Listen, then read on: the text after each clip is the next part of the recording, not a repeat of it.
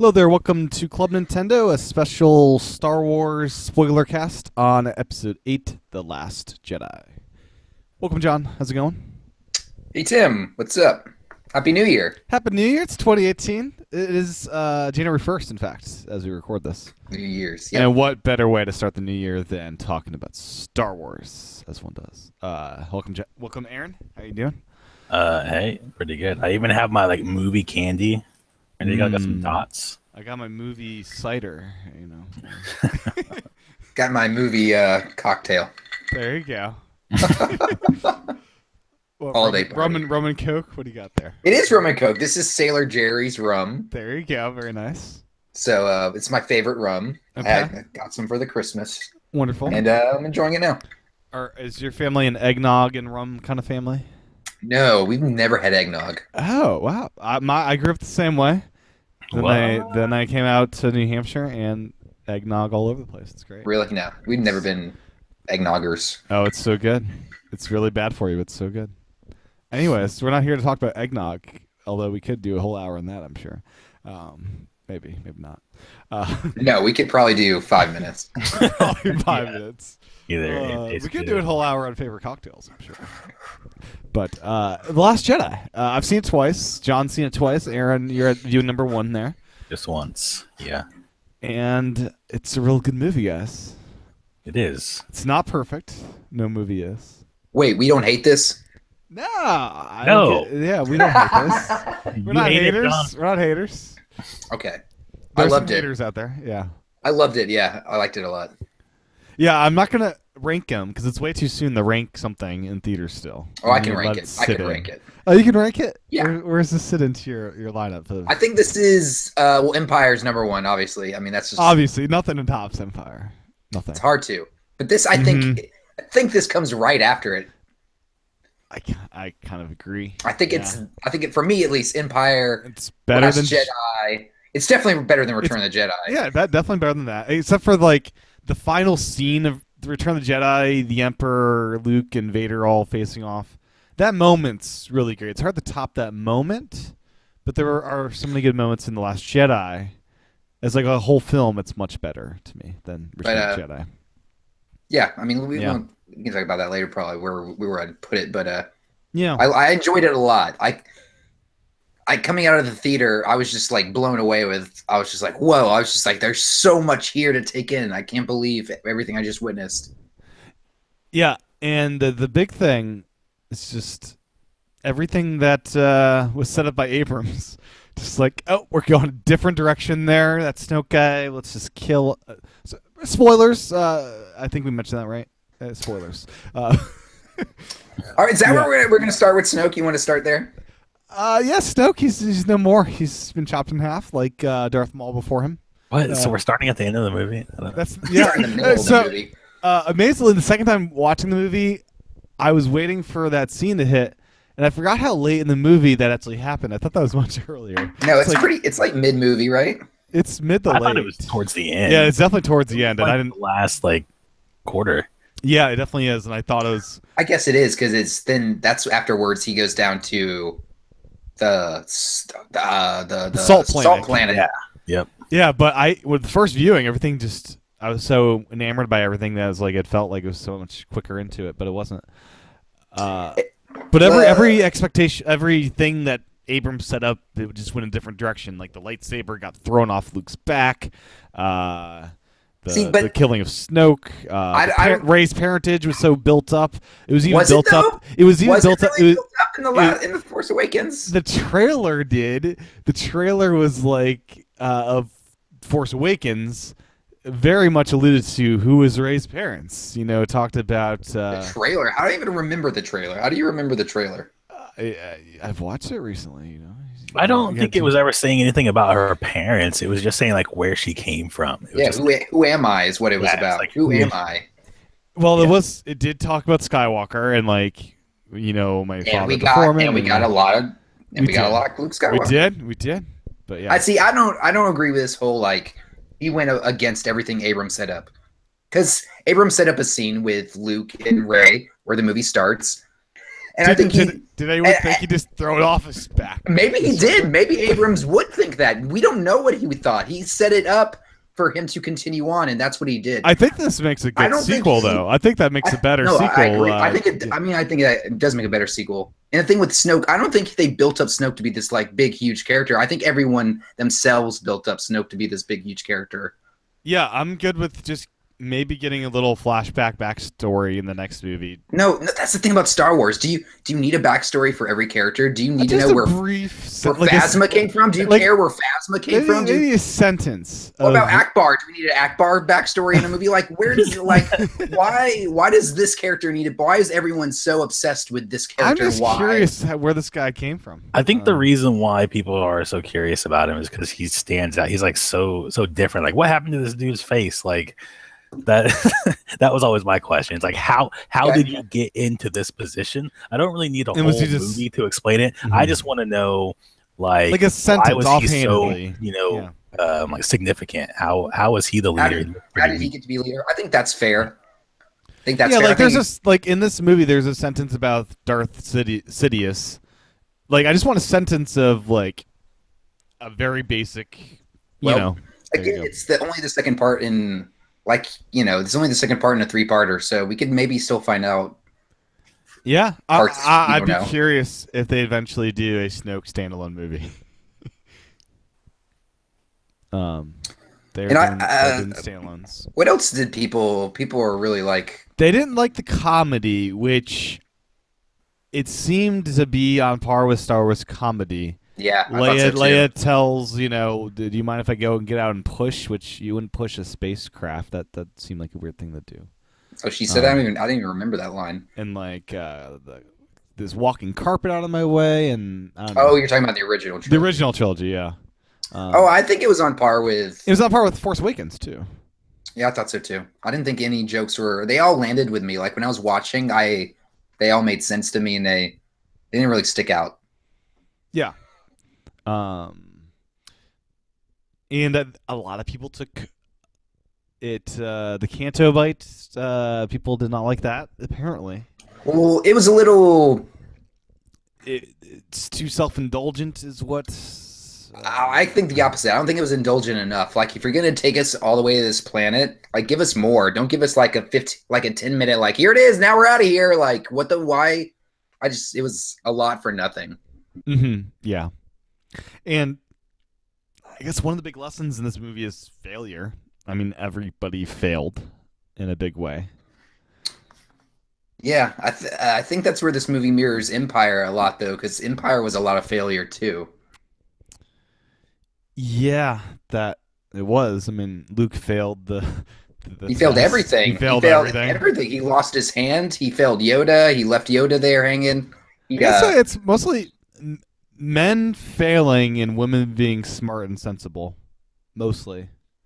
I don't know. I think Rey did the same thing. Rey was a little, she was impulsive. She did the same thing that Luke did in Empire. She's like halfway through her training, and she's like, "No, I gotta go. Peace out. Like I got this." And Luke's like, "Don't go." Just like Yoda said, "Don't go." And he said, "Okay, I'm gonna go. Forget it." And it turned out better for Rey. She didn't lose an arm at least. She didn't lose her arm. I don't know if the audience is ready for. Something like that I don't know. That would be so serious if Rey lost a limb or something. I mean, it happens in the Star Wars world. It does, but I don't. Oh man. Yeah, it was also a big lesson about, don't go in with your guns blazing. That doesn't really solve anything most of the time. Like Poe, like Poe destroying the whole bomber army and. It kind of bugs me that thing, his whole storyline. The only thing that bugged me about that was, I feel like all that would have been alleviated if she had just told him what was going on. Like, I don't really like it in movies when they build a whole storyline based on two people not communicating when they could have communicated. It seems kind of cheap to me. Yeah, I mean, I understand that in a military setup, you don't, this person just got demoted. He's not a high-ranking person at all. You follow orders, but the leadership of Halden or whatever her name is. Yeah, Holden. I think. She could have done a little bit better with leadership and Agreed. exuding confidence that we have a plan, that we're gonna be okay. She never exuded that Yeah. confidence. She was just quiet and Not gonna tell you what's going on, and we're gonna yeah. keep going this way. Yeah. Yeah, I mean, yeah, that felt a little like, you really kind of just like got lazy on that part. But I feel like, uh, I don't know. That felt a little weak. That was the only part that kind of felt weak to me, was that kind of narrative. Yeah, I wanted maybe just one scene to like her and Leia just talking. It's like, should we tell Poe about our plan or something? I don't know, something that. And I get the whole military analogy, but this isn't like a big built-up military. This is like the rebels at their weakest, like ever. They have like like 3 ships of people left. Yeah, at the Like, end it's of the not movie, not at much the end of of the a movie, ranking, yeah. at the end of the movie, they all fit into the Millennium Falcon. Yeah, exactly. The whole rebel, it's literally inside the Millennium Falcon. If they get shot down, that's it. It's all done. Yeah. I feel very confident that the Resistance is gonna win. Oh man, Gosh.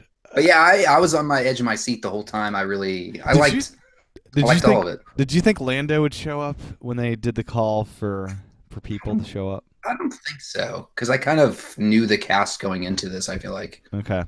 I was kind of happy he didn't show up. That would have been too easy. I thought if he was going to be anywhere, I thought he'd have like a cameo or something on Canto Bight. Yeah, I've heard a lot of people say that because it kind of fits his personality. Yeah. I feel like then it would be too much of a callback to Empire Strikes Back. Like, yeah. the second movie in both trilogies, like you get introduced to Lando. It seems kind of fair point. Yeah. cookie cutter at that point. Mm-hmm. But I not saying that I wouldn't love to see Lando. I would love to see Lando come back. It would be awesome. I really like the music at Canto Bight. Like the music in the entire movie was probably one of the highlights. Like it was really. I kind of think the music Canto Bight is better than the Cantina Band in the original Star Wars movie. Really, I don't really remember the music from Canto Bights. It wasn't that memorable to me. Oh, you should listen to it again. It's good. Okay, it doesn't stand out like the Cantina Band. Well, I think because it was a little bit less prominent as far as the mix. But yeah, it's on Apple Music. Have a listen. It's good. What else? Aaron is we'll be back in a couple months, hopefully. He had to drop off. So I've got the opening crawl here. If it's worth just like going through where. Sure, let's start there. Yeah. Okay. So the First Order reigns. Having decimated the peaceful Republic, Supreme Leader Snoke now deploys his merciless legions to seize military control of the galaxy. Only General Leia Organa's band of resistance fighters stand against the rising tyranny, certain that Jedi Master Luke Skywalker will return and restore a spark of hope to the fight. But the resistance has been exposed as the First Order speeds toward the rebel base. The brave heroes mount a desperate escape. So, there we go. And that's where we pick it off, kind of like Empire, where they're fleeing Hoth. In this case, they're fleeing some other planet. Yeah, I mean, this really takes place, I feel like, right after Episode 7, right? The timeline's weird. So the Rey storyline definitely picks up right where it left off, right? Yep. But at the end of 7, you had that planet destroyed that was like the Death Star planet. Yeah. And then I feel there's some time that passed between them getting blown up and... Is it? Because I feel like... Is it? Because I feel like doesn't Kylo... Don't you hear their first conversation with Snoke afterwards? Like, he's like, you failed me. You let that girl do everything. It seems like he healed up way too quick for that to happen too, though. If that's he's got that little, like... They had that little thing on his face that was, like, healing him for him. I thought... And then his torso is, like, shot, right? I don't remember that much. Yeah, it feels like more time has passed than we'd be led on to believe. Like, the Rey spends a lot of time, I think, at that island more so than the story would have you believe. I think that's a fair. Time slower for Rey. Yeah. And then I don't know, maybe 2 weeks. I don't know, a couple of weeks, maybe a month pass before they have to flee the planet. Timeline. Because is it they're fleeing the planet that they had the base on during Force Awakens? Is that right? That's right. Yeah. Okay. They had to leave it because, they knew where it was at that point. Okay. And even though they took out the Death Star planet, what was it called? The Star Killer? Yeah, Star Killer base. Star Killer base? Yeah, like Mhm. they were, they're still overpowering them so much that they were coming after them. Yeah. Okay. And then, how did Kylo escape that planet? He got picked up on some kind of Uber or something. He did. I think at the end, didn't I think I haven't watched The Force Awakens in a while, but I'm pretty sure at the end he skips out before it, Okay. goes to crap. Okay. So yeah, they are escaping, and this is where Poe goes after the dreadnought. Is that what they're called?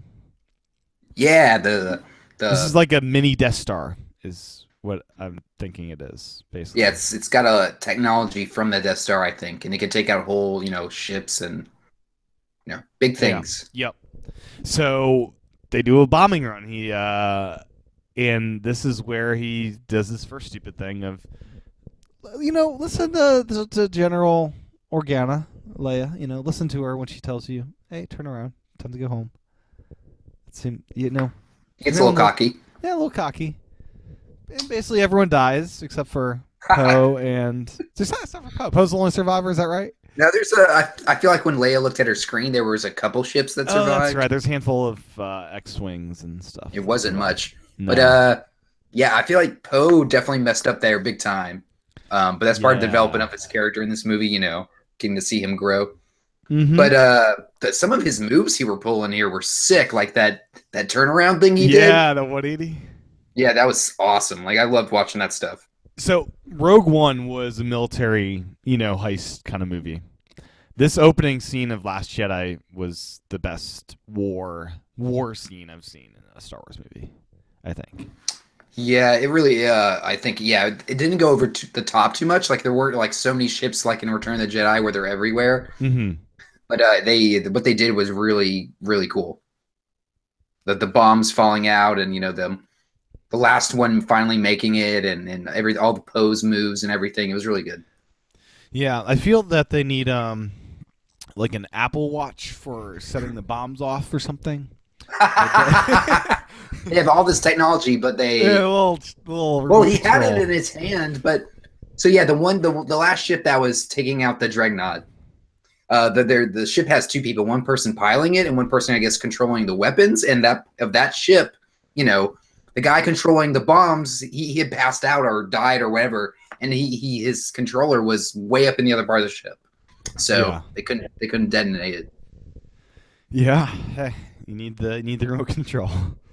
Yeah, so this girl had to do all this crap just to detonate bombs, just to take out this one ship, which they did, but everyone died. Like you should be able to just remote control the plane and just not have anyone die. That would be good.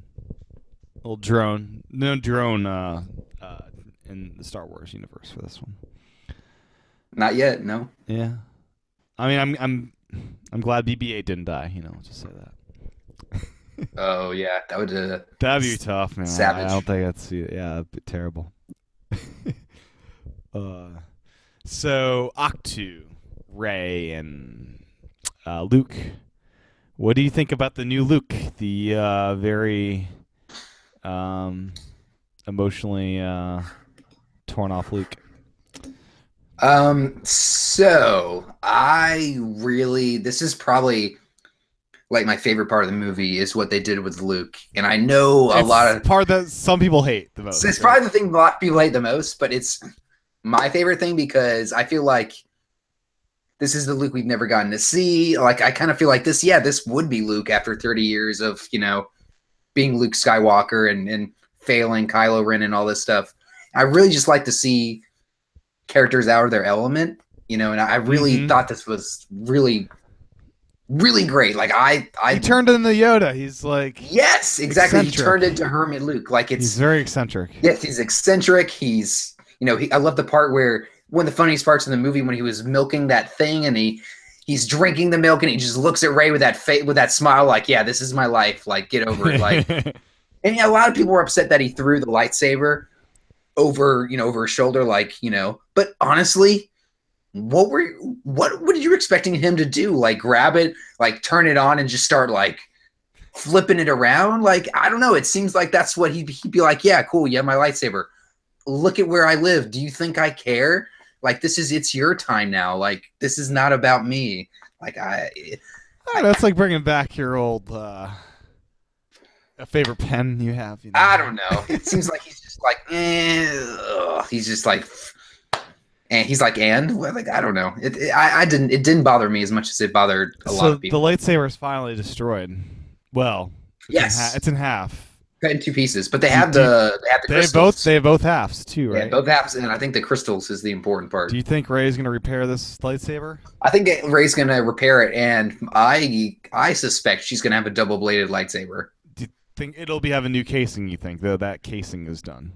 Oh, that casing's done. Yeah, she's just going to take the crystals. Okay. Hey, what color blade do you think Rey will? 2 different color blades. Does it have to be blue since the crystals? How does the color work?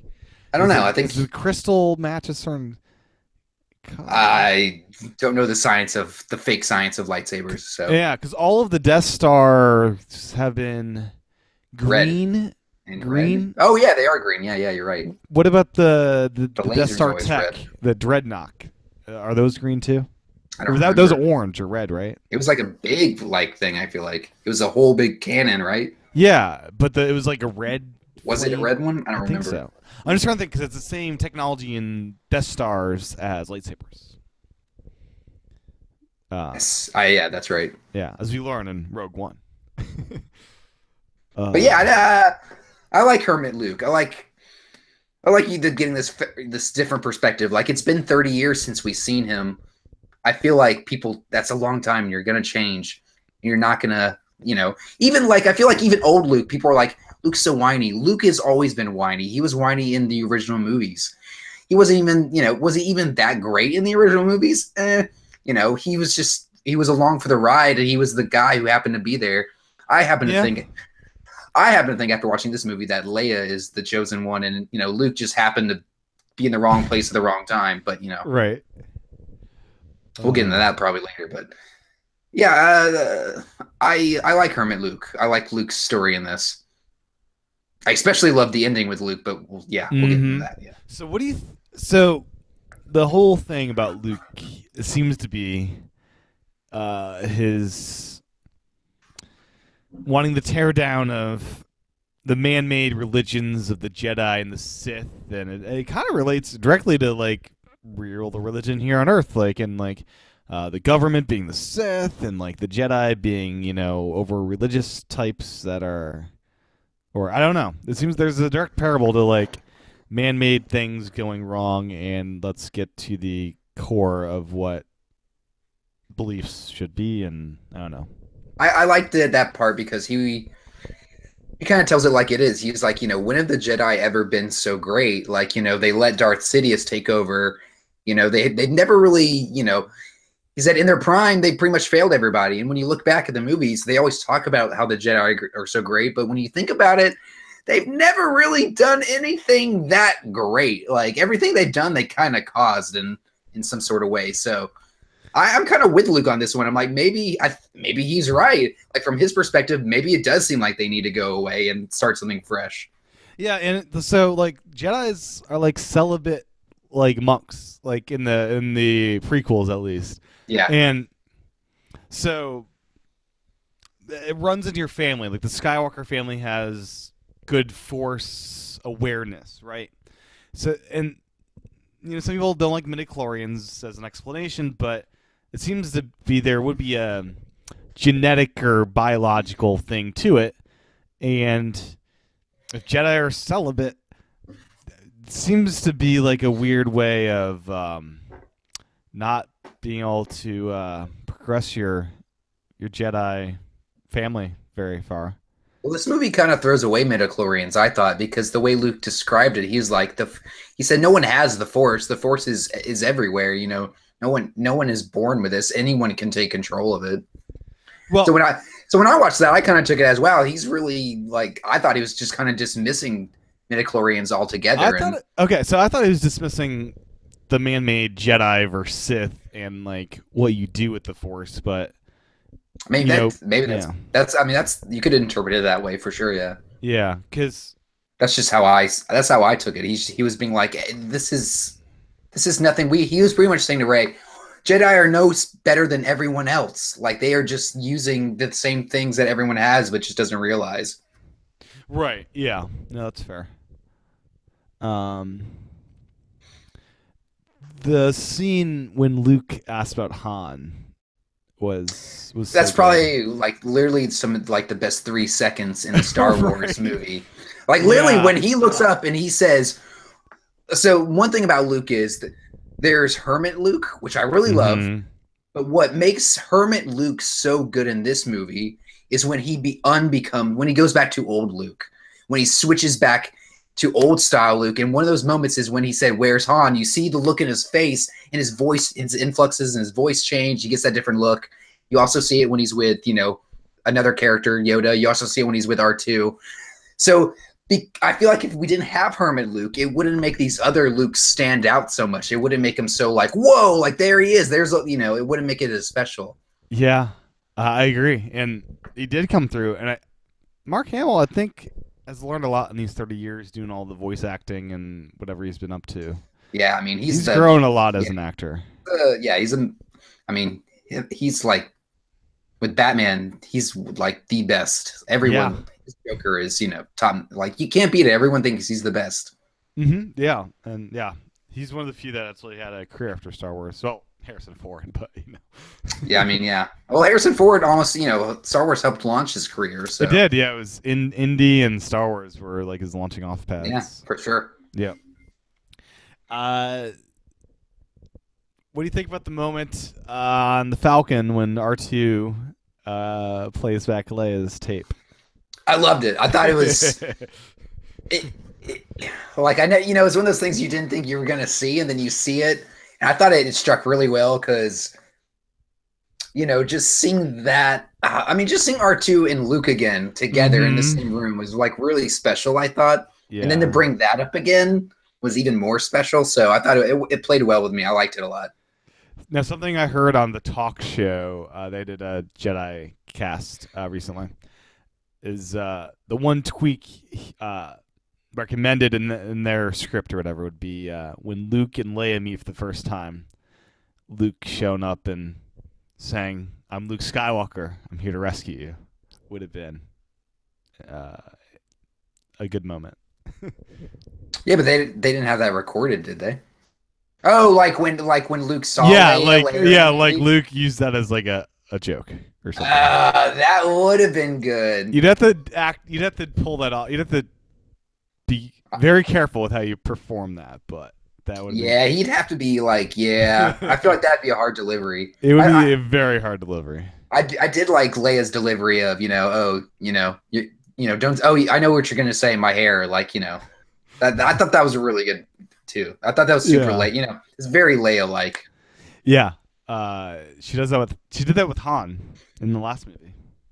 I'm pretty sure, right? Did she? She mentioned her hair. Yeah, she mentioned her hair with Han. What's one cool thing about her in this movie is, if you didn't know, her haircut in The Last Jedi is actually a widow's haircut. Oh, did not know that. So it's a certain haircut a lot of widows get, I think, traditional, back in the day, haircuts used to mean a lot of different things. Different from the Force Awakens haircut? Yep, it's different. In the Force Awakens, you might remember she had the little hair braids going around. Yeah. And this one, she has actually a widower's haircut. So, which is interesting because Han and Leia were not married, but obviously it's a symbol of kind of a callback to Han being gone, which is cool. Back to Leia. What do you think of flying Leia in space? You've seen it twice now. Did the second time? You knew it was coming as you watched it. I don't have a problem with it. It could have been done better than it was, but I don't know a big problem with it. So this is, I think, the first time I saw it definitely took me aback. I was like, whoa, what's going on? Well, first off, when they killed off Leia, I was like, holy, what the? Because that would have been a major rewrite, because they had said they're not going to They said CGI. they filmed all the scenes, is what they said. I had thought they hadn't filmed any scenes yet for the episode 9. Like that's what yeah, I had thought. 9's done. They don't have her for 9. Yeah. So yeah, I mean, just when that moment happened, I was really like, like, you know, holy crap, they just did that. And then to see her again, once you saw her body in space, that freaked me out because we've never just seen a body in space before, like in Star Wars. It's very. We've seen Darth Vader at the end of Rogue One just overlooking space from an open, like he's in space just standing on the bridge or whatever. I'm talking like a dead body. Like, was she dead or she I know. alive? I thought so. This is her bringing her, like, so in extreme situations, people can like lift cars and do crazy things. This is like the Force, like The Force comes out of her at an intense moment. The Force just erupts out of her and shields her from space and the explosion, and just protects her. Is my interpretation. A lot of people always want to see Leia use the Force, so this was a cool way to do it. Like something you weren't expecting. Mm-hmm. I didn't understand. I didn't understand if she was dead. I didn't understand if she was unconscious. Like I didn't really know what was going on. I thought visually it could have been done a little bit better. Everyone's like, you know, she looked like a witch, whatever. So yeah, visually it probably could have maybe looked a little bit. Yeah, visually it could have been better. I also thought I really wish it didn't take that much out of her. Like, why'd she have to go to the hospital after she, you know? I don't know. She got the Force. Why do you go to the hospital? You're good. It seems reasonable she'd have to, like, you know, get a layer. I don't know. What do you think, Aaron? I think it was really creepy to see her floating out there. I was like, this is really weird to see, like, just like this dead body. But then when she had, like, started to fly back, I was like, I never thought it was like the Force. To me, it kind of seemed like kind of how Luke like sacrificed himself at the end, but like that was kind of like her sacrifice, but then like her spirit or something kind of lived on, is what I saw it as, like in that well, just in like the few minutes there where like she, you know, was flying back or whatever. But then later on, you know, stuff changed, so I'm not really sure what I think about it now. The moment leading up to it where Kylo doesn't shoot was such a great moment. Yeah, I didn't know what he was going to do. Of them two connecting and him not shooting. I mean, he killed Han, so I honestly didn't know what he was going to do. Yeah. You know, the mom's a little bit, you know, different from your dad. Yeah, I guess. For the Kylo family, that is, I guess, you know. But so I watched the trailer after seeing this movie, and I'm glad I didn't see the trailer because until they give away that moment of Kylo and Leia connecting and him about the shooter, like, yeah, they did. Yeah. I'm glad I did not see the trailers. They gave away a lot of stuff in that movie, in the trailer, I thought. Anyways, yeah, I still haven't seen the trailer, so they're good trailers. But yeah, don't watch it before you watch the movie. Yeah, I stopped after the teaser. I said no more. That's all I saw. Aaron, anything you want to talk about from the escape or some of the Octu scenes with Luke and Rey? No, not in particular. I thought it was a very interesting way to have, like, you know, like a dialogue between these two from so far away. That was pretty cool. Yeah, that is the last moment Rey or Kylo and Leia will have together. Kind of sad. There won't be a big confrontation. I wonder how that's gonna go. Yeah. So with that, I see the opening crawl of 9 just killing off Leia. God, they cannot do that. Are you serious? That's the only way you can do it, right? They're not going to have a funeral scene, I don't think. Why? I think that's very appropriate. Yeah, they should. I think they should. It's been a while since there's been like a giant kind of procession type thing. Didn't they killed off one of the queens in like episode 3 and had a funeral too, right? Like they did that. Like I think opening it with the funeral of Leia would actually be like, I don't know. They can make it work. It kind of sucks because they ended with her on the Falcon. I mean, that sucks too. That'd be Got perfect too, because think about now they're down to just a small number of like resistance, and like the funeral could show a lot of people like coming coming coming to the funeral. together. Yeah, they're coming Oh, maybe together. Leia's death will be the coming Yes. together of everyone in the galaxy. Ooh. Ooh, I like where this is It going. could be good. I do see this episode 9 picking up a good 5 or 10 years later after the resistance has built up some. You think? I think that's fair because Jedi took place a good bit after Empire and things, Luke had finished his training and Episode 1, episode 2 is like a decade. yeah, that's true too. I mean, that they do time jumps. Yeah, but I feel like there's There's no way they could there's take so down much the there were they 10 can't take years. down the First Order with like 2 people. I mean, I know, but 10 years is so much story to give up. Like, 10 It years is. is so much Yeah. story to just give up and not see. Like, I would hate to be like 10 years later and I'm like, well, what? Like, I want to see those 10 years. Like, I want to see, like, Rhea finish her training and I really don't. become I a want to see the Jedi. next movie of Rey being A badass. between Yeah. Empire and Return. I'm Luke Yeah. Skywalker, Jedi Knight. I want Rey to give. She's fully equipped to take on. Yeah, I mean, that's true. Yeah, I could see that. This was the training movie. Rey, we got our training in this movie. And This was like the Finding Yourself movie. yeah, the next one, I don't know what it'll be. Actually, I'm sure it'll be. Rey and Kylo. I assume will be the big centerpiece. Well, a lot of people got mad because they're like, again, with Snoke, because they're like, well, he's supposed to die in the third one, and I thought it was better this way because Yeah. now you have some crazy kid in charge of everything. Like, did you see him at the end? How like Mm-hmm. how erratic he was. Like, I think that's going to be really make the third one really interesting.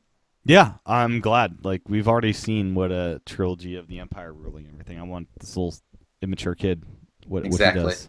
Yeah. It's very much like if Darth Vader took over, at the end of Empire, like Luke joined me together, we can take down the Empire, and yeah.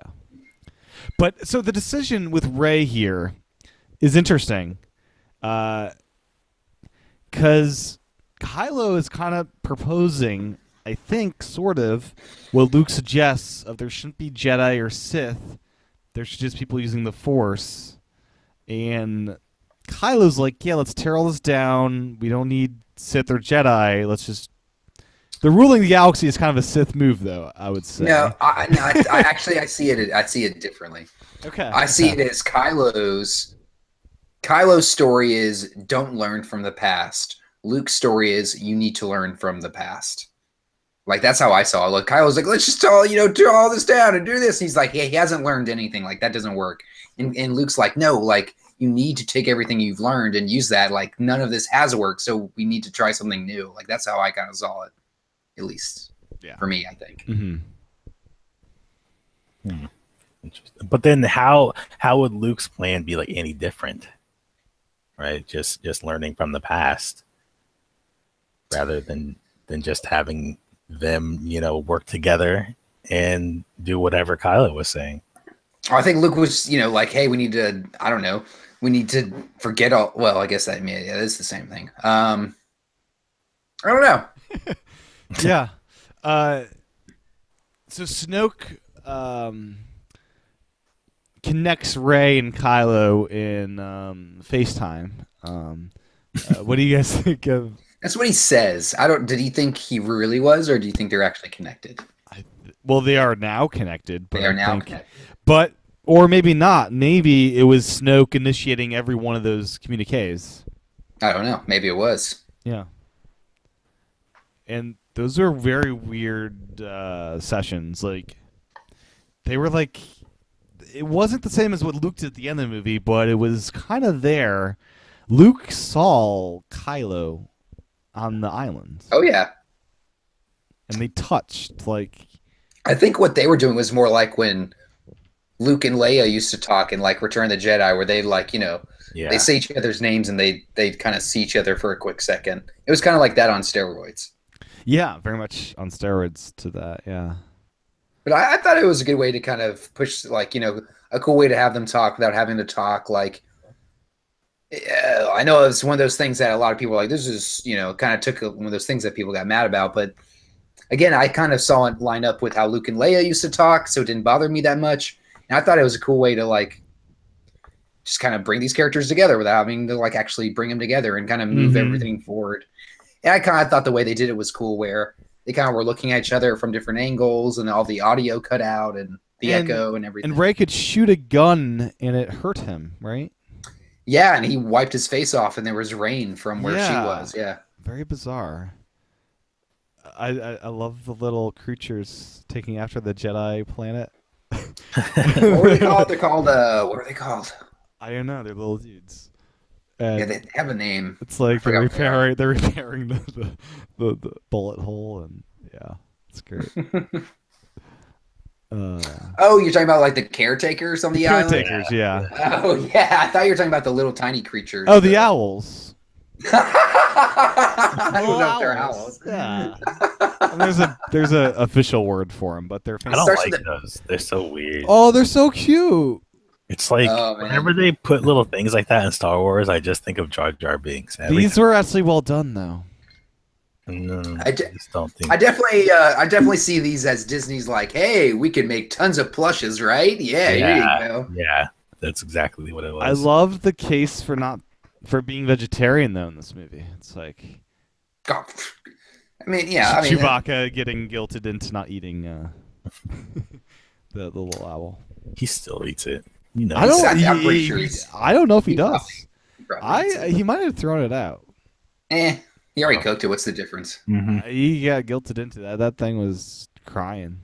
It was very, worked up.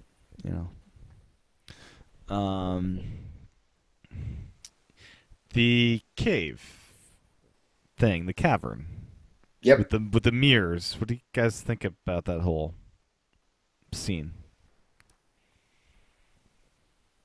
And her being drawn to it when she's meditating.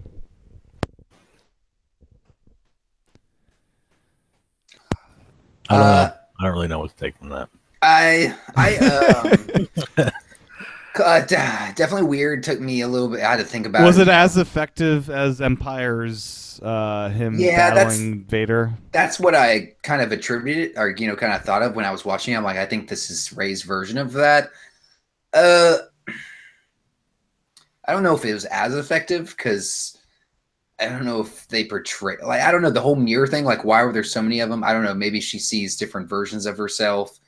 Maybe I don't know. It was very strange. But I definitely see it as this is the dark side tempting her and trying to force her to look into herself and see to kind of see who she is and all that sort of stuff. But it was strange, to say the least.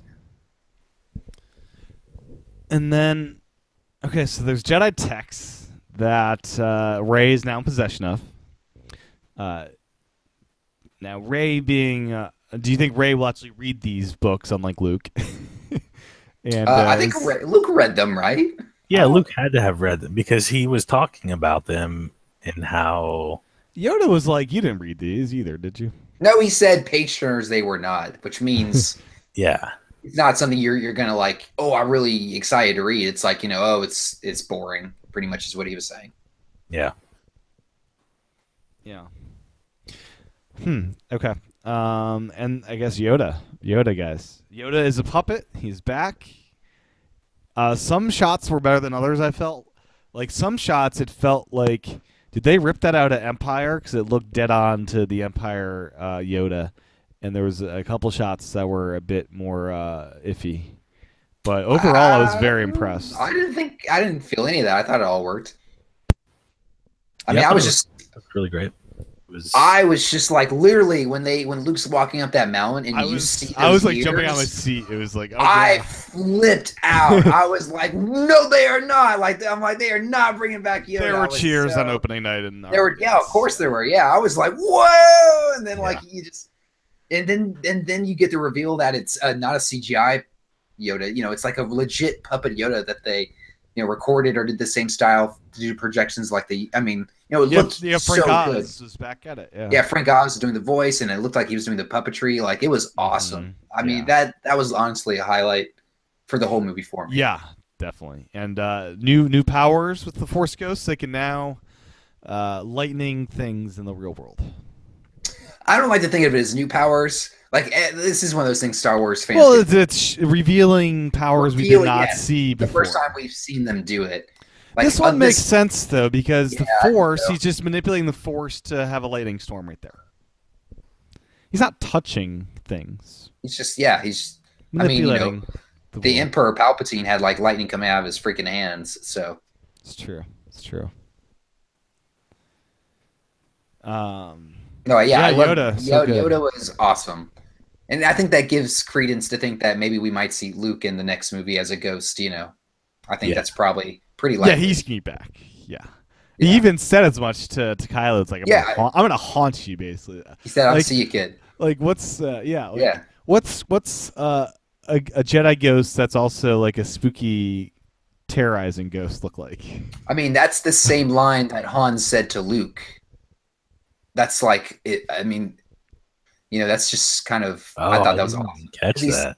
Yeah, because that's what Han says to Luke, and what I think it was an Empire. I think when he's leaving Hoth, and he's like, "Oh, I'm going away. I got my money. Like, peace out." He's like, you know, see you around, kid. And he like says that to Luke, and now Luke is now saying it to his son, like almost as like a slap in the face, like, "See you around, kid." Remember your dad? Yeah, you killed him. Bye. I thought that was cool. Yeah, I didn't know. I didn't notice that until someone pointed it out to me. But no, it's a nice callback.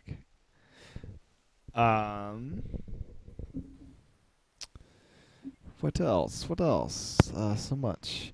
I love the X-wing being in the water, because where else would you park your X-wing? That was cool because it was like, you know, Luke doesn't care. He's done. That was kind of just like a way of showing like. He's not looking back, man. He crashed it. You know, the ship's in the water. I thought it was a callback to Empire, where he like parked it in the lake. At first I thought that, because I thought when I saw it, they would be lifting it out of the water at some point later in the movie. But they didn't do that, so I just figured it was just like them, like a symbol of Rey looking down and being like, "Oh yeah, he really doesn't care. He like crashed his ship." Yeah, that's the way I saw it. And then one of the we gotta. Oh, you're skipping over the red herring. We gotta talk about Finn and Rose. Yeah, let's get to that in 1 second. There's one thing I wanted to touch on before I forget, and that is Kylo and Luke's confrontation at the training when Luke's training all these Jedi. There's many different versions of this story that are told. And I love in Kylo's version how Luke looks like 80 years old in like the Emperor. He just looks like angry in Kylo's version. He looks like demented. But this is like Luke's like. It seems like to me this is one of Luke's like most poorest decisions he's ever made kind of moments, like going in the night and confronting him with his lightsaber out rather than. And Return of the Jedi, he tries to save his father and doesn't fight. After you're forgetting, he tries to save his dad after he almost tries to kill his dad. So don't leave that part out. But he basically gave up on Kylo and said, "Oh, you know, I sense a little bit of darkness, and surely the darkness is going to win over the light because."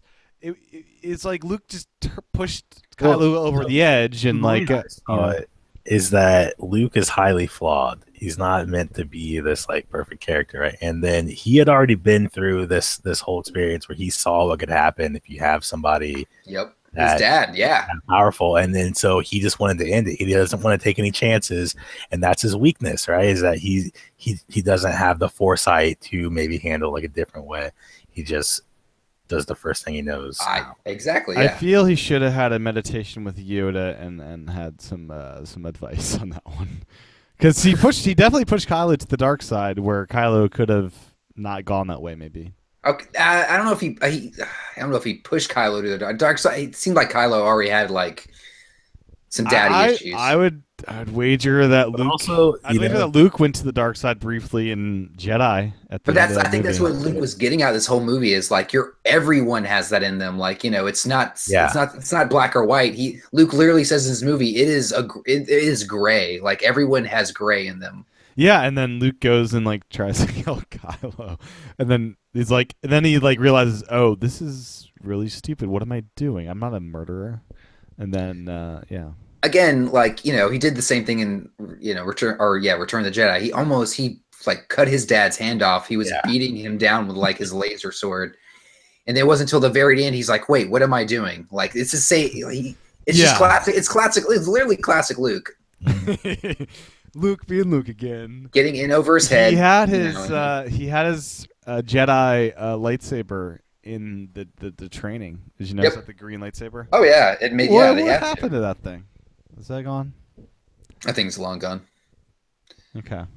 'Cause I did not notice the first time through him using the destroyed lightsaber about 10 minutes after it was destroyed in the battle at the end. Did you guys notice that the first time? Oh yeah, he was using his dad's lightsaber at the end of the movie. Yeah. Which, yeah, I did not realize that. But anyways, let's get back. Rose and Finn. John, you wanted to go into those characters and that whole plot line. Well, I didn't really. I just want to. We don't have to go into them. Sure.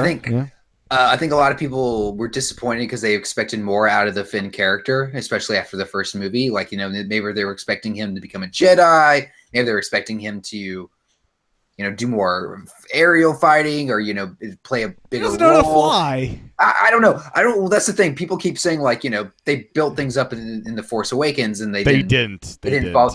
Did they really? I don't know. People seem to be disappointed with this storyline. And I think it's because people were expecting more out of the Finn character, and it was one of those things where I think a lot of people. I didn't mind it. I thought the point of the storyline of Finn was to teach Finn that Finn has never fully committed to the Resistance. He's committed to Rey. He's committed to Rey, exactly. Yes. Rey. Yeah. He wanted to find Rey. That's what he committed to, and that's what this movie shows. But it wasn't until the very end where he finally said, I'm fully committed to the Resistance. And I think that's what the storyline was meant to do, was to push Finn in that direction. But once again, fully committed was like, I'm going to be a stupid male, I'm going to kill myself. For him. But could they have done it in a better way? In a more meaningful way? I think they definitely probably could have. Yeah. Some people don't like the kiss Rose gives Finn. I don't have an issue with that. It seems fine. Yeah, take it or leave it. I don't care. Yeah, it was like it's part of the message of instead of just using hatred and destroying things, save the things you love. It's part of the message of the movie. I think it was important I thought it was important to show, like, to do that, just to show the contrast between his feelings for. I think. Because if she had never kissed him and you never saw his reaction, you never would have thought, like, oh, man, he really doesn't give a crap about her. Like, he really does like Rey. Like, when she kisses him, he looks at her like, what the hell? Almost, it's like... So it was confirmation that, like, oh, man, he is not into this at all. Was he just surprised, or is he still really into Rey in that way? I think he's still really... I mean, look at the hug afterwards. So I think he's still really into Rey. But at the end of the movie, too, Finn is taking care of Rose, and Rey notices and is like, "Oh, I think that's the first sign of them being like, oh, look at Rey." Now this is the first time you see Rey going, "Oh, hey Finn," like, "Oh, I'm noticing you now." Like, you've never had Rey notice Finn. That was the first time you've had her notice Finn. So there's going to be a conflict between these characters in the next movie, obviously. I think, and it's gonna elevate to some whatever it is, but. I think that's them kind of setting that up, at least. Yeah, I'm curious. Yeah, if Rey is just gonna be a friend forever, or yeah, I mean, are they friend zoned? Are they? Is she ever gonna know that Finn cares about her, which he obviously does? These are all things I think have to get resolved. Yeah. What do you think, Aaron? This whole triangle situation. Well, I was just thinking about what John said about like the conflict in like the next movie. I think that now Rose and Rey may have some higher place amongst the Resistance ranks in the next one, and that's gonna play into it as well. Ooh, that's a good point too. Yeah, two generals who maybe Rose and Finn do get together, and Rey starts getting jealous, and maybe that conflicts with her, that brings her to the dark side of the Force, and she turns into a Sith. No, not going to happen. Sorry. Jedi aren't allowed to love, right? You know, the Jedi aren't, but Force users that are more Or- mindful of Or is that a prequel thing? Is the love thing only a prequel thing, or is that not? attachments forbid, Okay. possessions forbid, love encouraged, one might say. Is that the line that Anakin gives Padme? I don't even. Yeah, in lying to her because I don't think they ever encouraged love. Yeah. Well, Oh. Luke was trying to push her to do, like a different way, not like the Jedi. Yeah, it's kind of like, okay, let's not bring this Yeah, back. that's true. Bring this back to the real world. Okay, maybe it's not the best idea for priests to be celibate because they do all these evil things sexually because they've got all this pent up stuff. Similar thing to Oh, Jedi. went dark Maybe fast, man. maybe the Jedi should not be all celibate because that'll make them turn dark. I mean, much more. the movie is called The Last Jedi. Maybe the Jedi get renamed in the next movie, and it's like this whole new breed of warriors because they throw out all the old rules that kind of like set them up for failure. Yeah. So to me, like the Last Jedi was named for Luke, not for Yeah, Rey. probably. Yeah, I agree. And, Or even Leia. I kind of still think Leia was The opening crawl. was the chosen one, and Luke just. I mean, sucks. the opening crawl of The Force Awakens mentions Luke Skywalker, the Last Jedi. That is literally in the opening crawl. Oh, of is The it Force really? Awakens. Yeah, I don't Is it really? It is literally Well, I remember right there being there. like a lot of talk about who was the Last Jedi. Is like Rey continuing on as a Jedi or not? Well, I mean, I remember that online, and then I remember a bunch of Yeah. people being like, "Well, Jedi is plural. It doesn't make sense because Jedi is a plural word, so there's more So- than one Last Jedi. So there's Luke multiple Last is Jedi. Luke is Last Jedi, but then I think Rey becomes the next Last Jedi. Again, if the Jedi is something that is going to continue, which I, you Yeah, know, maybe very it true. Mm-hmm. doesn't. Maybe it gets a whole new meaning. Yeah, And because is Kylo a Sith? He Yeah, does 'cause not. he He does wanted not have an apprentice. else as well. He doesn't have an apprentice, and actually, Snoke was not a Sith, according to the Star Wars. One of the new encyclopedias that came out, Snoke was not a Sith. He's just a Force He's user. he's just a Force user. Yeah. Yeah, I've read some of the books. Snoke has not come up yet in the books I've been reading. I was kind of happy to see Snoke die. I was never a big like, ooh, you know, I really want to see more of this guy because he looks like a potato that someone like stepped on. You know, I was just kind of like, yeah. I liked him. "Oh." I liked him more in this movie than the last one. I liked him more in this movie than the last one, but in The Force Awakens, I was honestly like, really, like this is too much like the Emperor. Like it's just some dude. Yeah, it did seem like that a little bit. Yeah, I was just like, so when he died, when they cut him in half, I was just like, whatever, cool.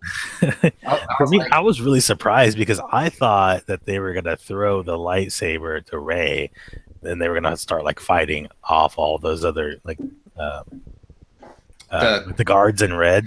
the crayon. So I why'd called the him guard? Why'd the crayon. guards? Why'd the guards care after Snoke's dead? They're like, okay, we failed. Because they're Let's just- freaking robots. They're trained from like when they get taken in to just fight But, for. but they already failed. There's no point. They don't, again, they're like how Phasma talks about Finn, like they're trained to not deviate from whatever they tell them. That's the same thing. Okay, fair enough. Yeah. Same things where if Hitler died, if the Nazis who were there, Hitler's main man, they're not going to stop just be like, "Whoa, I guess it's okay now." They watched Hitler die. They're going to freaking pull out their guns and like start taking out the dude who took out Hitler. That was such a good scene. I love that was one of the best scenes in probably all of Star Wars. And for a moment, it's like, okay, is Kylo gonna turn good now? Is he gonna be back to Ben? You really don't know. You're like, is Rey bad? Is Kylo going good? Like, you really have no clue what's going on. That's what kind of makes the scene awesome. Yeah. And then let's see. And I love the Snoke reading his mind and predicting something that didn't happen. Well, it happened in a different way. Well, Your true enemy is Snoke. Well, the dark side clouds people's thoughts, right? So that's where I kind of think like Kylo was kind of taking advantage of him. He's like, yeah, you can see what I'm thinking, but you really don't know like who it's about, sort of, right? Yeah, sort of thing. So, I don't know if I give Kylo that much credit. He's not very wise. I thought the Kyle character was really. I enjoyed him more in this movie than I I did did too. The in last movie, yeah, I did The not like Force. him that much. He was very whiny in the last movie, which I get the character point, but in this movie, I think they justify the whininess where you're like, wow, every leader this guy has had has kind of just screwed him over. His dad abandoned him from Luke. Luke screwed him over because he thought he was a traitor to him. And Snoke just was using him the whole time. So like this dude has been screwed over by like every father figure he's had. Mm-hmm. So you're kind of like, oh, I see why you're whiny. You're kind of whiny because, you know, everyone's told you how awesome you are, then they just screw you over. So, but he's still not very smart. Yeah, it's so he couldn't have premeditated that. Otherwise, Snoke would have known the plan. This only worked because he saw his lightsaber on the ground and saw the other one, and on the spot came up with that idea. Yeah, because he's unpredictable and he's wild. Yeah, it couldn't have worked any other way. Otherwise, Snoke would have seen right through it. Let's see. What else? So what about the DJ character? So the DJ person they pick up on Canto Bight. Yeah, the selling it. The codes, like he has the resistance codes. What's that business all about? He's just the code breaker, right? He's just a code breaker. I don't know. It was. I really hate that moment. It's like, oh god, he just killed the entire resistance with that code reveal. I don't know how I feel about the character. I thought it was good. I liked it. Was that whole thing necessary again? Like, did they do the best they could to do what they did? You know, I've talked to a lot of people and they're like, they could have just done the same thing without having that whole storyline. They could have ended up in the same place without that storyline. I don't know. I thought it was kind of a interesting way I thought the DJ character was there to push Finn to the resistance. Like DJ was like, you can, the good guys and the bad guys buy their weapons from the same people. Everyone's, not everyone's the same page, or everyone's got these flaws. And Finn's kind of like, it kind of pushed Finn to go, no, not everyone has these flaws. Like, I'm going to fight for the resistance. Like, so I thought that was okay. Yeah. Yeah. Okay. The escape to the salt planet. So Holdo actually has a plan. Leia's out of the hospital, and after a brief stunt of some treason from Poe, they're on their way to escaping to the salt planet. She stuns Poe. Yeah.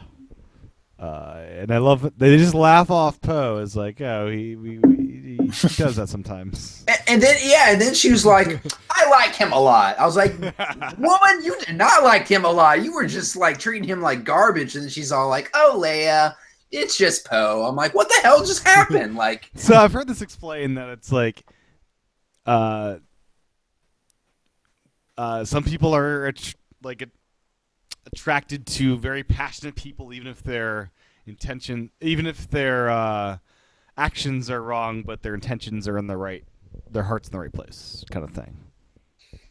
It was just weird because the Holdo whatever her name is, the whole time was like, this guy's a troublemaker, all this stuff, and then to see her character shift after Leia just stunned him, it's just like, oh, Poe's really great. We love Poe. Like, he had the best intentions, right? Like, she had never. That had never. I don't know. It was very strange to me. Yeah. So again, again, there's just a little bit of laziness, I thought, on the story. Like, we're just using this to get through. Like, I don't know. Yeah.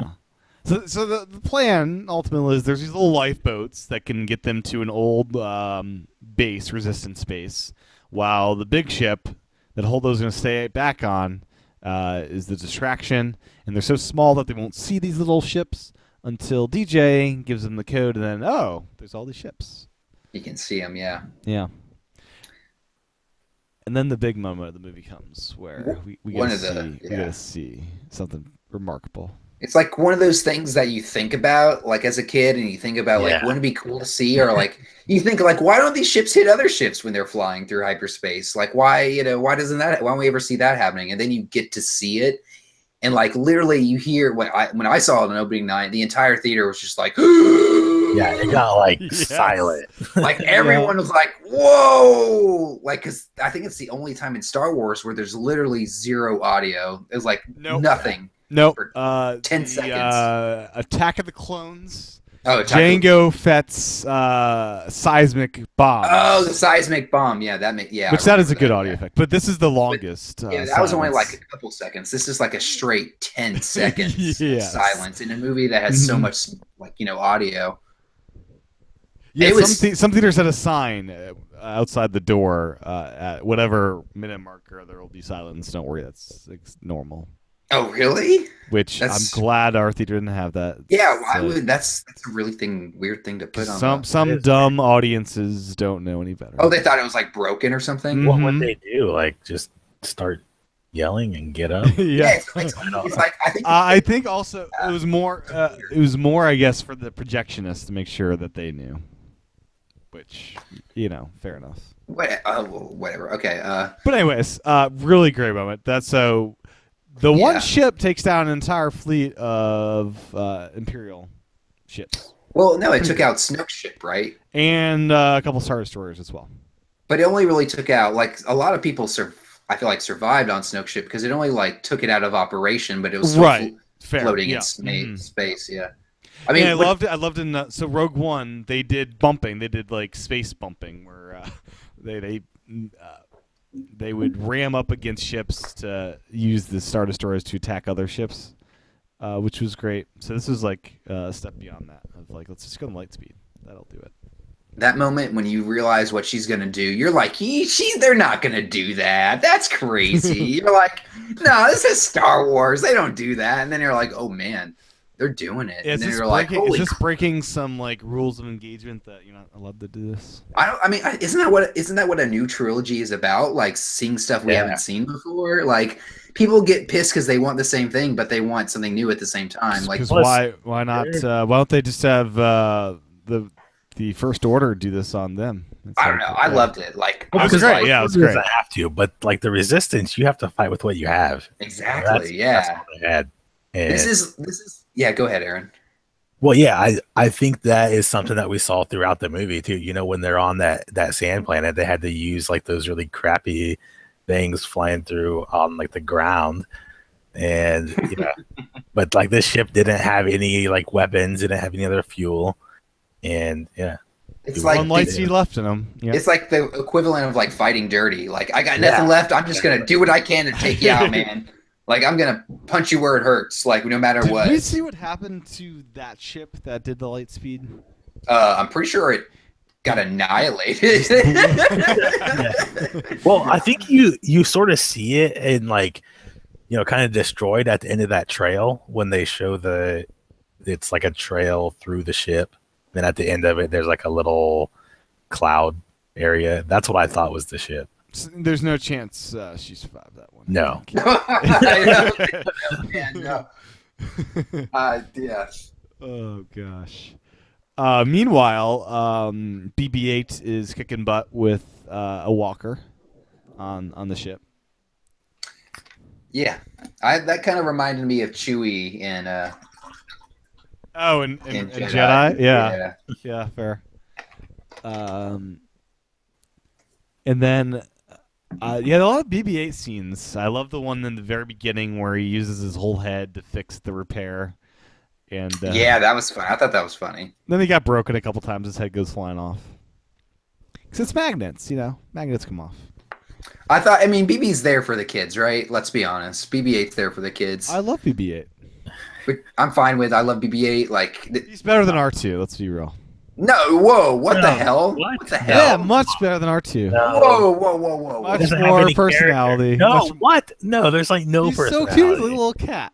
But that doesn't mean that he has personality. He's got personality. R2 has like better than R2. No good looks, right? So he has to make up for it with all this character and personality.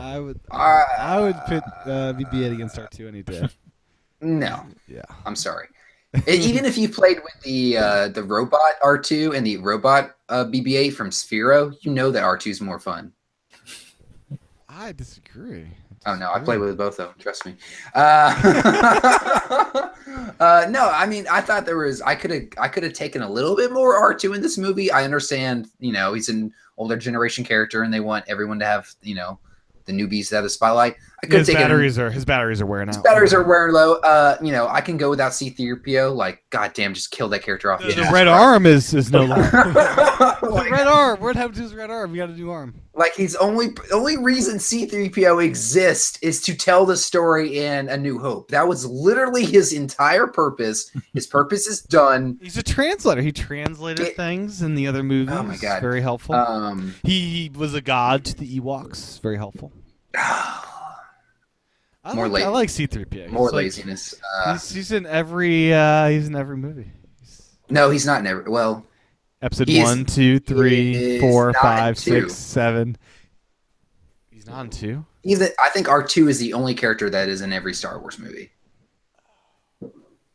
I'm pretty sure R2 is the only character that's in every Star Wars movie. I gotta look this up. This is disturbing. I don't think. I know you see C-3PO when Anakin's building him in 1. I think you see him in 3. Okay, here we go. Shmi. She's at Shmi with Shmi and Tatooine. In what episode? Episode 2. She's on Tatooine when Anakin goes back to like save his mom. Yep. And she's all like, not saved. Yep. So she is, and he's even in Rogue One. Okay. Yeah. But anyways, you guys don't like C-3PO. I mean, he's okay. He's just like you're kind of at this point. You're shoehorning him in at this point. Yeah. They did have a good replacement of him in Rogue One, that Imperial droid. They don't have a replacement in the new trilogy for a C-3PO yet. They don't need a replacement. Like I said, he served his replacement. purpose. His purpose was to tell the story. He was like literally a narrator that was on screen for the first movie. And not the whole movie. It was like the first half. Like they needed him for the first act to like tell the story of the movie, and then it's like, okay, cool, you're done. Like very true. Very true. Like your character has used all his usefulness up. Thank you. So okay, other old characters. Akbar. What the hell of just killing off Akbar off screen? Would you want to see it? Well, some more respect to the General Akbar. I think I heard someone say it would have been awesome to see Akbar shoot that ship into light speed. Yeah, why wasn't Akbar there instead of Holdo? It's like, yeah. Again, like, I don't know. Akbar has literally only had like 20 seconds on screen in the entire series, and people are freaking out because he just got killed off. Now, it is fair to say the voice of Akbar, Eric Bauserfeld, died, I believe. When was this? It was before. It was like a year ago or so. Oh man, that's a bummer. Yeah. So that makes sense that they wouldn't want to keep him around because of that. Didn't he say something in this movie? Didn't he have a line? He had one line. He did. Did. I don't know if it was taken from elsewhere or they had a different actor for it. Yeah. But yeah, he did die. I'm trying to find the date. April 4th, 2016. So it's been a couple of years. 2016. He might have had time to record the audio. I don't know. That's a bummer. That's So that does make sense that that character is no longer with us. What about we got to talk about Phasma? Phasma, yeah, metal suit. Again, do you think she's dead? I think they made it clear this time. Yeah. I think she's dead. I thought she was dead after the last movie, to be quite honest. Yeah. Yeah. If she does come back, it's just gonna be a thing. It just keeps coming back. It's like the Kenny of Star Wars. Well, they don't show her dead, do they? They just show her fly into a fire pit. Yeah. So she got that metal suit. Anything can survive that, right? Like they showed Boba Fett flying into that tar pit monster, and we assumed he was dead. Like, well, you can escape with the weapons he's got. It's a slow digestion period. Oh Jesus! Oh God! This is another one of those things that a lot of people were pissed by because they felt like Phasma was built up in the first movie. I don't think Phasma was built up in the first movie, and people said they were mad they didn't see more of her. I kind of can see that. She had a good send off though. If this was her send-off. She had a good send off, and like people like obsess over Boba Fett. But when you look back at the movies, Boba Fett literally had less than 3 minutes of screen time with like literally 4 words. He literally said 4 words, and people make him out to be the biggest character. Phasma had way more screen time than Boba Fett ever had. So to all these people getting mad that we didn't see enough Phasma, like we saw plenty of this character. I'm sorry. They're like, Like she did what she needed to do. And plus that fight was badass. It was, yeah. Hux. What do you guys? This guy's a joker. I mean, let's be real. He's like a wannabe, authoritarian kind of dude. Is he there for comedy relief? I can't tell. So he's there to be the sidekick to, Snoke and now Kylo, right? Yeah, I guess. They did. I mean, I thought it was funny when he almost pulled out like his gun and when he was gonna just like murder, like make sure Kylo's dead, and he was like, "Oh, okay, you're still alive." Like that was pretty funny. I thought, like we've never seen anyone in Star Wars. I feel like be so. I guess maybe we have, but that was. I thought yeah. Like I wasn't expecting that. That was pretty funny. I thought that was cool. He's okay. Yeah, he's no Tarkin. Let's be real. He's no Tarkin. Again, Tarkin. I don't need another Tarkin. Tarkin was a little too uptight. Like I kind of like how he's just kind of like this guy who got stuck in this position and now he's just like stuck fulfilling all these guys' orders who are obviously like crazed maniacs like Snoke and Kylo. He's just like this dude who's like unfortunately the leader of this First Order. I keep wanting to call it Empire. Yeah. I'm sorry. So they did call them rebels at certain points in the movie. Yeah, they're bringing it back, which I liked. I like the Resistance. Yeah, I don't know. They're using the rebel. They used the rebel sign in the old movie too, right? Mm-hmm. Yeah. I don't think we saw that in Episode 7, did we? I don't know. I forget. Yeah, I don't know. So the Battle of Crate. So I love the salt planet idea. This is the brilliant way to introduce yet another planet. Cause we've already have the snow planet. We got the forest planet. We're running out of planets. I mean, let's be real. Brilliant idea. Galaxy. Yeah, well, yeah. Running out of places. I mean, yeah, but running out of places. What else can you do with the planet? Planets are entire ecosystems. So wasn't the salt planet and the red stuff underneath just a way to like make sure you were aware that Luke wasn't really there? Like the whole. I think it's more than that. I think it's a good visually. There's a lot of red in this movie, like the throne room, and there's just really good use of red. And this planet is like. It's just so beautiful seeing those speeder things cut into the salt. Yeah, it's just beautiful to look at. I agree. I liked it a lot. That's why I think it's nice that you can't see his footprints, but you could have done that in snow or sand. I mean, yeah, that's fair. That's true. So, did you guys catch the nose footprints the first viewing? Not the first viewing, no. No. I was totally going along in the first viewing with Luke. It's like, okay. Luke, he's pretty powerful at this point, right? So sure, I was even like, sure, a lightsaber can go through him. He's Luke. He's probably figured out a way to not get hurt by lightsabers. It took me a long time to figure out. The one thing that tipped me off that it wasn't the real Luke was that like Leia sensed him there before he even like arrived. So from her sensing him there, I knew that it wasn't really him. It was like some stronger, like the Force being used.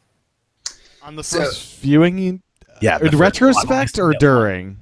I've only seen it once, so it was during. Like right when she like looked up and she like sensed him, and then it showed him kind of come in to the screen. Then I was like, see, it worked perfectly on me because it was literally not this until the second he put his sword through him and that he opened his eyes on the island. I was like, oh my god, it worked. Yeah, even with the sword going through for me, it's like, okay, he's got this. The lasers he deflected. He's like Darth Vader.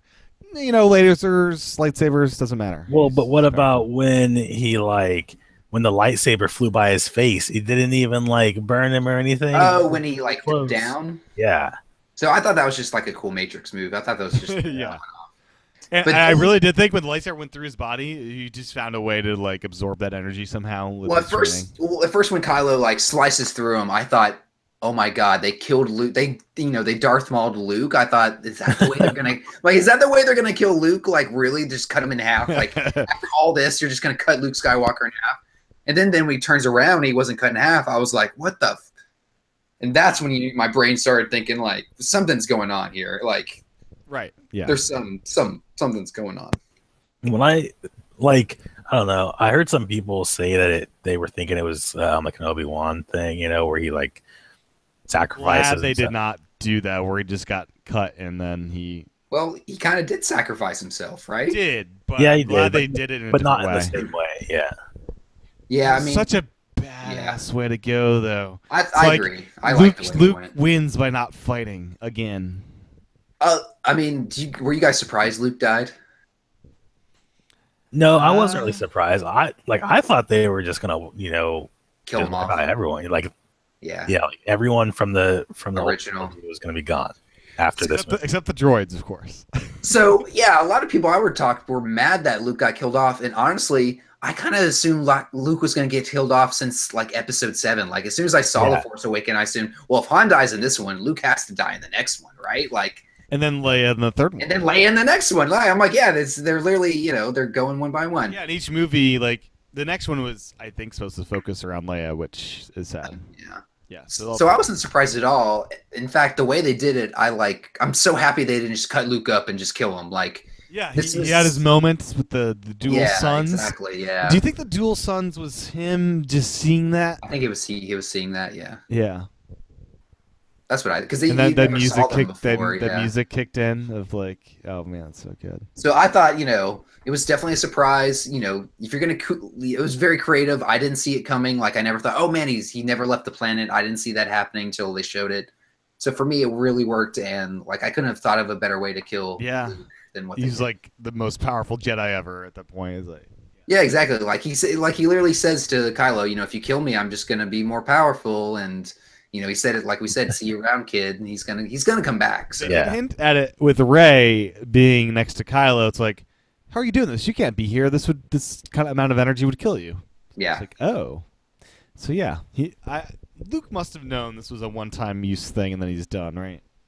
I mean, he hasn't used the Force in so long. I'm pretty sure he was like, I'm gonna use everything I got left to just. Yeah, Yeah. like so he disconnected himself from the Force, like he disconnected that USB plug to the Force, whatever it is. Stop charging. Yeah, he stopped charging. Yeah, I mean, yeah. Do you have any thoughts as to that at all? I mean, you seem to just like Yoda and Obi-Wan. They were training when they got exiled. Luke's Were like, they? I'm just done. Were they training? Because I'm pretty sure Yoda was like a freaking like maniac hermit at that point. I know Obi-Wan was training and communing with Qui-Gon. That was mentioned at the end of Episode 3. Get some training for him. Oh, I have some training for you. That's right. He says that. Yeah, and he Well, learned how to was become it he never- learned how to become a Force ghost through that training. I think is. Oh, is that what it was? Like, yeah. He said, I learned a new skill. That's right. He said, Mhm, I learned a new mhm. skill. I want to teach it to you. That's right. Yeah. So, Oh yeah, he said an old friend Qui-Gon has returned. Oh yeah, you're right. Yeah. He does. Yep. Yep, So they're okay. among the first Force ghosts, and I'm They're sure the Luke. I'm first, sure okay. Luke has learned that skill. He Interesting. disappeared into the Force. Okay. Yeah. Okay. I do love when they just fire on Luke with everything they have, and Hux is like, "You think we got him?" Yeah, I like that part too. I like they had the same guy in the Imperial Walker, the AT-AT, as they did in Empire Strikes Back. The guy who says when they fly Husk against the wall or whatever, and he goes, "Whatever you'd like, sir." That's the same guy who was in the Imperial Walkers, I think, as in Empire Strikes Back. I'm pretty sure. I'll have a look. Yeah. Yeah, I think I'm right on that, but he looked very familiar. Yeah, And then- I thought that whole scene was great. And to be quite honest, before they got to the salt planet, Crate, it's Crate, right? Yeah, before they got to the salt planet Crate, I was like, you know what? This movie has pretty much had everything, but a really badass scene with the Millennium Falcon. And guess what we got? We got a badass scene with the Millennium Falcon, Yeah. right? Like doing some dog fighting. So And it flies through the mines. I love exactly, that like part. yeah. So at that point in the movie, I was like, man, we've really gotten everything like I could ask for in this movie. Mhm. By that point, I was satisfied. Yeah. Anything else was just like, wrap it up, cherries. What'd you think of the ice foxes? Oh, yeah. Okay. It's it's just a way for them to. I think it was just a one-time thing. They needed something there that could kind of lead a path. That's it. Yeah, I do. I loved how Rey was using her Force powers at the end. Like, okay, full Jedi action there. Yeah, that was And cool. that the moment of Ray meeting Poe for the first time was like, oh, we've been through 2 movies and now we get to Yeah, I meet. had kind of forgot that they hadn't even met. I was like, I didn't what? even realize they hadn't Yeah. met until they met, and I was like, oh, okay. Yeah. And yeah, and Finn finally gets to see Ray again, which is good. That hug though, yeah. Mm-hmm. And what else? And then they go off and retreat somewhere.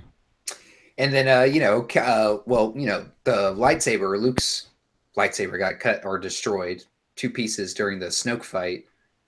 And Leia obviously says to, or doesn't obviously, she says to Rhea, we have everything we need right here, which is obvious that she's going to rebuild a lightsaber and she's going to make Yeah. her own lightsaber for the next movie. Which Yeah, I is, love how it pans out from Ray and Leia, just backs out from that close up on them too. So it like ends with Leia and Ray, which is perfect.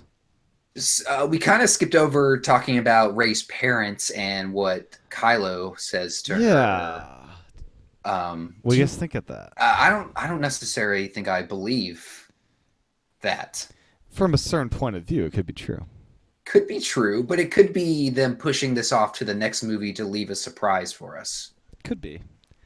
So, her not having an important parent would go into the whole philosophy of anyone can be a Jedi and it doesn't matter who your parents are, anyone can do great things. And wasn't Anakin like from That's what nowhere? I was gonna say. It would have been just like Anakin, except Anakin was well, he was consumed by the Force, the fatherless child.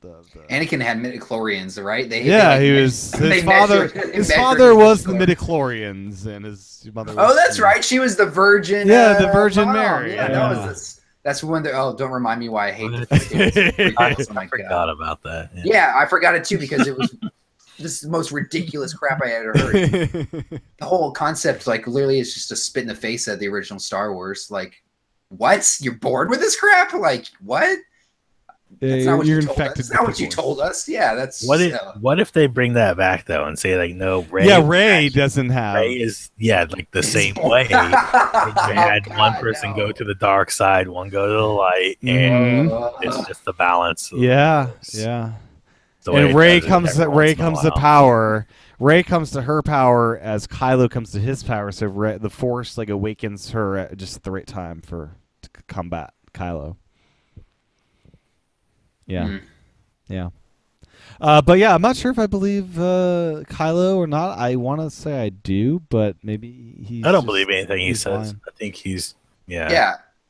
I'm with Aaron. Just someone that's supposed to be hated, and so I think he's just so bad that he's just always out to sabotage. Yeah, he's trying to push her to his side. Like he's using that as a like. You're saying a dark side user is manipulative? Never. Yes. Yeah. Like, isn't that kind of what Palpatine did to Anakin? He kind of just like kept telling him all this this BS. Yeah, together we'll find a way to bring back people from the dead. Like, oh, you got this person, Ben Kenobi or whatever. Yeah, you can't trust him. Why are you trusting this guy? Like, I don't know. It's kind of along the same lines, I feel like. Yeah. And the boy on Canto Bight, they're telling the story of the legend of Luke Skywalker, and the boy has Force powers. Again, I think they're just trying to push that anyone can have this power sort of narrative. You don't think we'll fast forward 10 years the next movie and the boy Oh no, movie? No! Don't get me wrong. I don't think that was definitely Disney being like, "All right, here we go. Here's 3 more movies right there." Could that be could that be the Ryan trilogy? That boy? Oh yeah, come on, of course. You think that's it? Yeah. Oh yeah.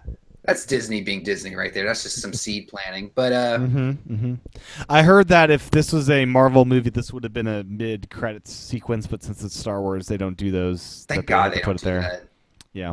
If you did stay toward the end, you did see the tribute towards Carrie Fisher. Carrie Fisher, yeah. Yeah. Yeah, I stayed all the way through the credits. I didn't recall. That's good. Tribute. Yeah.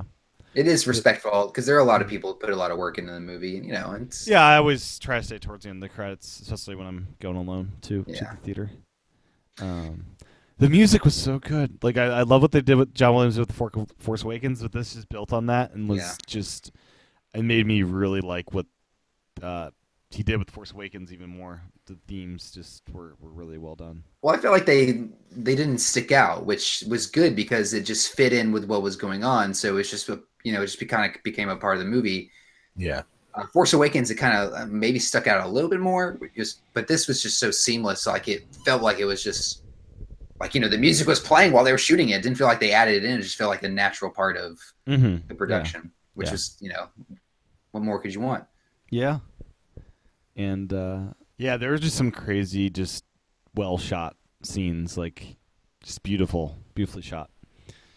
But yeah, anything else to say on this? I should just mention every scene with Carrie Fisher. I just was tearing up every minute of it.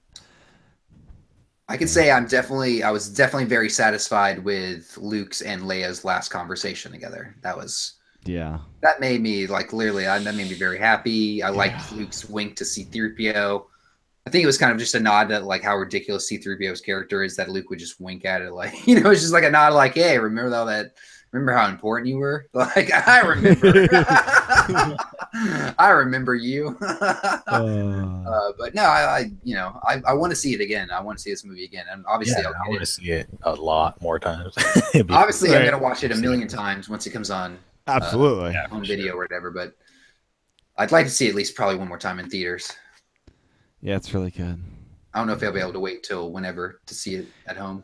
Blade Runner had like a 3-month turnaround time, 2-month turnaround time. I feel like movies are so much quicker these days. Yeah, Blade Runner was in theaters in October, and I now have it on my iTunes account. I feel like Force Awakens, it was like only till April or May. Yeah, we got it. Well, the Solo movie comes out in May, so I'm guessing this will hit video in April. I heard some really bad things about that movie. Hopefully it's not bad like they're saying. Hopefully not. I heard rumors that Disney was prepared for it to just like be a piece of garbage. That's what I heard. I'm hoping that is not the case. I really do. I really hope it's not the case. It is a prequel. So it's not. It is a prequel. Well, it's like Rogue One. And Rogue One is a prequel. It's the Rogue best One was great. Yeah. Rogue One's the best prequel we've gotten. Yeah. Disney. Yeah. No bad Star Wars movies, Disney. Please. I just think it's inevitable. Like when you make one every year, you're gonna have some that don't like get it all right. That's fair. Yeah. So, I mean, I guess I'm happy they're trying. Yeah. They haven't announced what the next anthology is, have they? Oh, I think they hinted it's going to be Obi-Wan. Ooh.